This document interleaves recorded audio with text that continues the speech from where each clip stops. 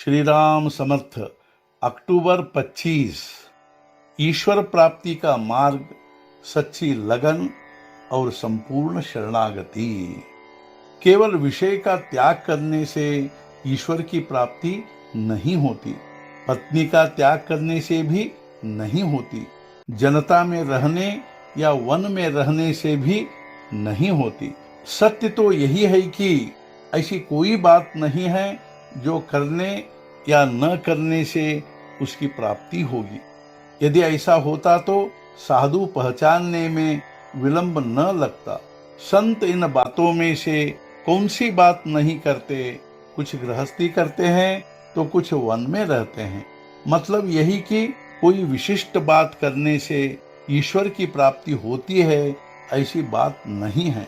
तो फिर ऐसी कौन सी बात है कि जो करने से ईश्वर प्राप्ति होती है?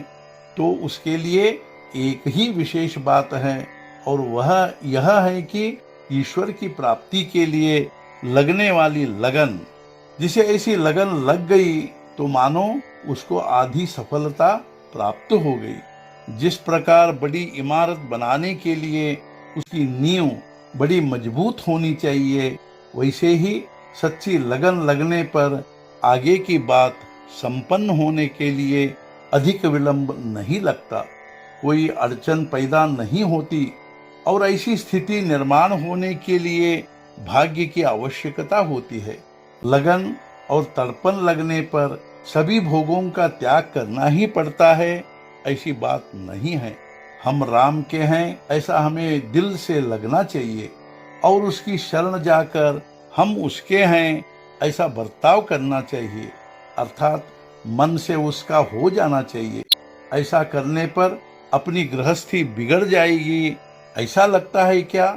हम जब नौकरी करते हैं तब हमारे वरिष्ठ अधिकारी के बारे में क्या हमारा मत अच्छा होता है? उसके बारे में हमारा अच्छा मत न होने पर भी हम देह से उसका काम करते ही है न? वैसे ही हम मन से राम के हैं ऐसा निश्चय करके देह से गृहस्थी करें।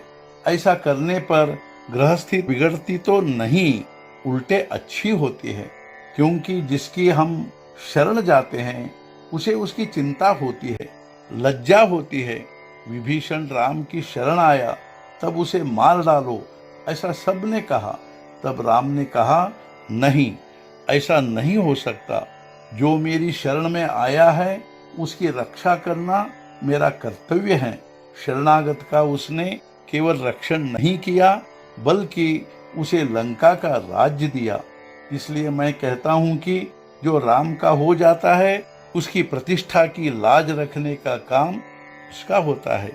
मेरे पास कई लोग आते हैं, लेकिन क्या उनमें से किसी एक ने भी मुझे राम की प्राप्ति करा दो ऐसा कहा है?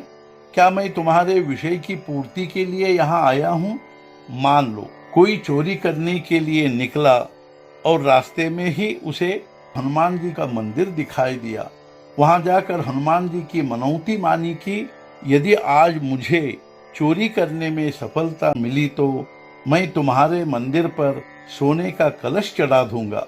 अब तुम ही कहो कि हनुमान जी उसे क्या दे? क्या तुम्हें ऐसा लगता है कि हनुमान जी उसकी मनौती पूरी करेंगे?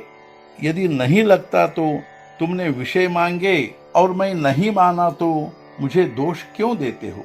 यदि तुम मनौती मानना चाहते ही हो तो मनौती ऐसी मानिए कि हे हनुमान जी, आप मुझे जिस स्थिति में रखना चाहते हैं उस स्थिति में मुझे संतोष प्राप्त हो, और दूसरा कुछ मांगने की इच्छा ही न हो।